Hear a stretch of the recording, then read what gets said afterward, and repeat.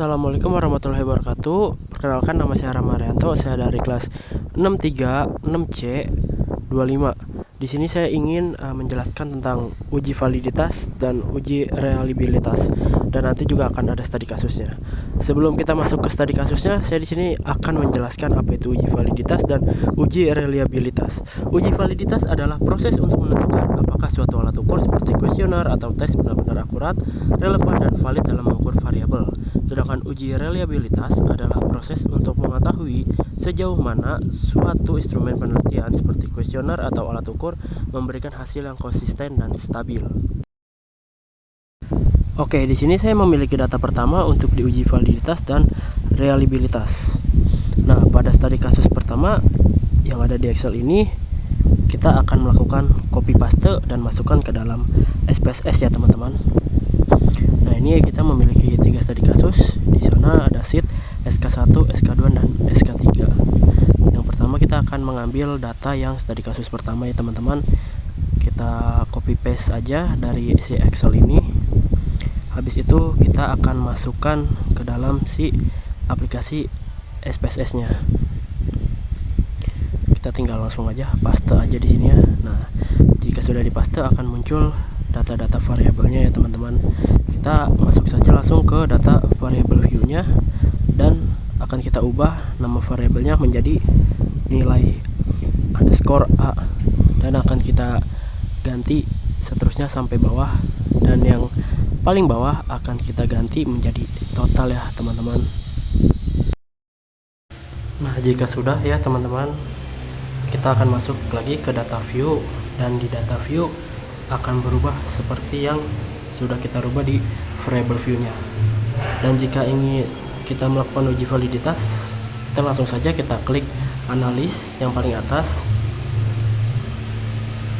Sehabis itu kita langsung pencet correlate, habis itu private ya teman-teman, dan akan muncul data seperti ini. Jika sudah muncul kolom seperti ini, kita langsung aja pindahin semua data dan masukin ke kolom variabel ya teman-teman. Nah, jika sudah, kita langsung saja oke, dan akan langsung muncul output atau data-data validitasnya. Nah, ini dia data-data uji validitasnya.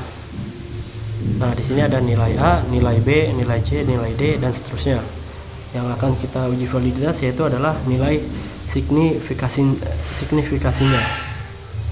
Nah, habis itu kita bisa lihat nih di sini. Oke, kita bisa lihat semuanya nilai-nilainya. Nah, untuk nilai signifikansinya kita akan lihat di total yang berada di paling bawah ya teman-teman. Nah, di sini teman-teman kita akan melakukan cek uji validitasnya. Nah, untuk kita mengetahui data itu valid atau tidak, kalau valid itu datanya adalah kurang dari 0,05, dan jika tidak valid data tersebut adalah lebih dari 0,05. Nah, ini di sini kita udah berada di paling bawah, yaitu di total ya. Nah, kita bisa lihat nilai signifikannya. Nah, untuk nilai A ya teman-teman yaitu 0,001, yang berarti data tersebut adalah valid. Yang kemudian ada nilai B yaitu 0,000, yang berarti nilai signifikannya adalah valid. Seterusnya ada nilai C yaitu 0,005, yang juga berarti valid. Nah, seterusnya ini kita bisa lihat sendiri ya teman-teman. Di situ nilai mereka semua kurang dari 0,05, yang berarti data-data mereka pun valid ya teman-teman. Nah, sehabis kita sudah ngecek uji validitas seperti ini, ya kita langsung saja bisa masuk ke uji reliabilitas ya teman-teman. Oke, kita langsung saja masuk ke uji tersebut.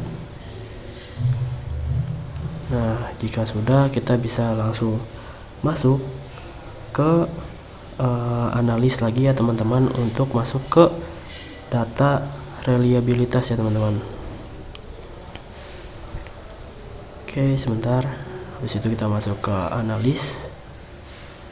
Nah, jika sudah, kita langsung pencet saja yaitu scale ya. Habis itu langsung kita pencet reliability analis ya teman-teman, dan akan muncul data atau kolom seperti ini. Nah, jika sudah, kita masukkan nilai A sampai nilai J ke dalam item ya teman-teman. Untuk total kita nggak perlu masukkan, hanya perlu masukkan data nilai A sampai nilai J. Jangan lupa kita memindahkannya adalah ke items ya teman-teman, bukan ke ratings. Nah, jika sudah, kita langsung bisa pencet saja oke teman-teman. Nah, dan akan muncul output seperti ini ya teman-teman, muncul output Cronbach's Alpha. Nah, untuk pengecekan data reliabilitas tersebut yaitu adalah menurut Imam Ghazali, variabel dinyatakan reliable jika nilai Cronbach's alpha-nya lebih dari 0,70, dan di sini adalah 0,639 ya teman-teman, yang berarti uji reliabilitasnya tidak reliable untuk data tersebut ya teman-teman. Untuk data reliable-nya kita tidak reliable ya teman-teman, karena nilainya berada di bawah 0,70 yaitu di 0,639 ya teman-teman. Nah, jika sudah seperti ini, kalian bisa mengikuti aja teman-teman. Teman-teman sekalian bisa mengikuti langkah-langkah yang sudah saya buat untuk menentukan uji validitas dan reliabilitas terhadap data-data yang kalian miliki ya teman-teman. Oke, kita studi kasus telah selesai. Kita akan masuk ke studi kasus yang kedua. Oke teman-teman. Nah, untuk sekarang kita masuk ke studi kasus yang kedua ya teman-teman. Seperti yang studi kasus pertama, kita tinggal copy paste aja untuk yang sheet SK2 nya. Nah, kita akan masukkan ke dalam SPSS ya teman-teman, seperti yang tadi kita lakukan di studi kasus pertama. Nah, untuk studi kasus pertama tadi kita sudah kelar, dan sekarang kita akan masuk ke studi kasus yang kedua ya teman-teman. Oke, nah jika sudah di copy paste seperti yang di studi kasus pertama juga, kita akan merubah variabel view-nya, yaitu di data namanya teman-teman, menjadi nilai A sampai ke total yang seperti tadi, nilai A sampai nilai J, habis itu baru total ya teman-teman. Kita akan ganti namanya seperti tadi. Oke.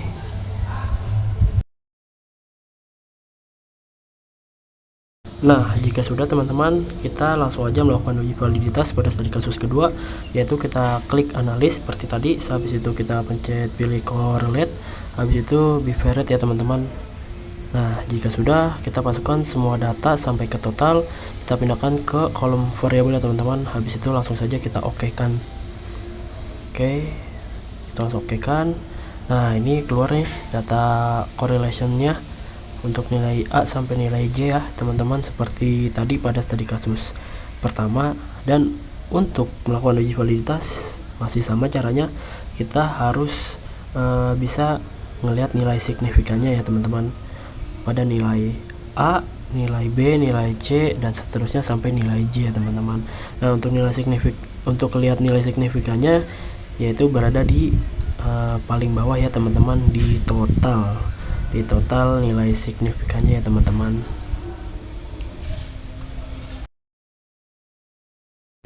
Nah, ini setelah kita berada di paling bawah yaitu di total ya teman-teman, kita bisa lihat nilai signifikannya. Untuk nilai A yaitu 0,00 yang berarti valid. Ya, kenapa bisa valid ya, seperti yang tadi di studi kasus pertama, nilai akan valid jika kurang dari 0,05, dan nilai tidak valid jika lebih dari 0,05. Dan untuk data-data sekarang ini yaitu sepertinya kita bisa lihat yaitu valid semua ya teman-teman, 0,000 untuk nilai A, dan untuk B sama, dan untuk C itu 0,001, dan untuk nilai yang lainnya pun sama ya teman-teman. Dan mereka untuk nilai seterusnya yaitu berada di bawah 0,05, yang berarti data tersebut adalah valid ya teman-teman. Nah, jika sudah melakukan uji data validitas, kita akan melakukan uji data reliabilitas ya teman-teman. Seperti tadi caranya ya, kita pencet analis, terus kita pilih scale, lalu pilih reliability analis ya teman-teman, dan akan muncul kolom seperti yang di studi kasus pertama. Nah, jika sudah muncul seperti ini, kita langsung pindahkan saja nilai A sampai nilai J. Kita masukkan ke kolom items ya teman-teman, yang di sebelah kanan bukan kolom ratings. Dan untuk total kita tidak perlu masukkan ke dalam kolom item ya teman-teman. Kita hanya masukkan data nilai saja ke kolom item. Jika sudah, langsung saja pencet OK ya teman-teman. Nah, jika sudah, akan muncul seperti pada studi kasus pertama ya teman-teman, akan muncul data output reliability-nya teman-teman. Nah, kita bisa lihat untuk data reliability-nya, yaitu kita bisa cek cross batch alpha-nya, dan data akan bisa dibilang reliability jika data berada di atas 0,70 ya teman-teman. Dan di sini data crossbatch alpha-nya adalah 0,99 yang berarti data tidak reliability ya teman-teman. Nah, nih. Nah, datanya di 0,699. Nah, sekarang kita masuk ke studi kasus yang ketiga ya teman-teman, dan di sini agar lebih cepat udah saya rubah semua untuk variable view-nya atas namanya, yaitu udah menjadi nilai A, nilai B sampai J sampai total. Habis itu kita langsung aja uji validitas, masuk ke analis, pilih correlate, habis itu bivariate ya teman-teman. Nah, akan muncul kolom seperti yang studi kasus pertama dan kedua. Nah, kita langsung pindahkan saja data nilai A sampai total ke kolom variabel ya teman-teman. Habis itu langsung saja kita klik OK. Nah, jika sudah kita klik OK, akan muncul langsung data correlation atau data untuk uji validitasnya teman-teman. Sini ada nilai A sampai nilai J dan juga ada total ya teman-teman. Nah, untuk menentukan data validitasnya, kita bisa lihat di nilai signifikan yang berada di total yang berada di paling bawah ya teman-teman. Oke, kita akan meluncur ke data paling bawah ya teman-teman agar lebih cepat selesai juga di sini. Nah, untuk nilai signifikannya untuk nilai A yaitu 0,00 yang berarti valid ya teman-teman. Dan di sini ada yaitu data A, B, C, D, E. Nah, untuk data E ini itu tidak valid ya teman-teman karena dia di atas 0,05 yaitu 0,06 yang berarti nilainya tidak valid ya teman-teman. Oke, nah di sini untuk data semuanya itu valid ya teman-teman, selain yang 0,06 ini, yang 0,006 itu mereka dia tidak valid ya teman-teman. Habis itu jika sudah, kita akan langsung saja masuk ke uji data reliabilitas ya teman-teman. Oke, saya akan lihat-lihat lagi untuk teman-teman sekalian untuk data-datanya. Nah, ini untuk data-datanya. Oke, kita langsung masuk ke uji reliabilitas ya teman-teman. Kita langsung masuk ke data uji reliabilitas, pencet analis, pilih scale, habis itu langsung pilih reliability analis. Nah, habis itu langsung aja kita pilih nilai A sampai nilai J, kita pindahkan ke kolom item ya teman-teman. Untuk total tidak perlu ikut, hanya nilai A sampai nilai J saja. Habis itu kita klik OK teman-teman, dan akan muncul data atau output dari nilai data uji reliabilitas ya teman-teman. Nah, untuk output crossbatch alpha-nya yaitu 0,628 yang berarti tidak reliabilitas ya teman-teman, karena untuk uji reliabilitas nilai conbench alpha-nya harus di atas 0,70 ya teman-teman.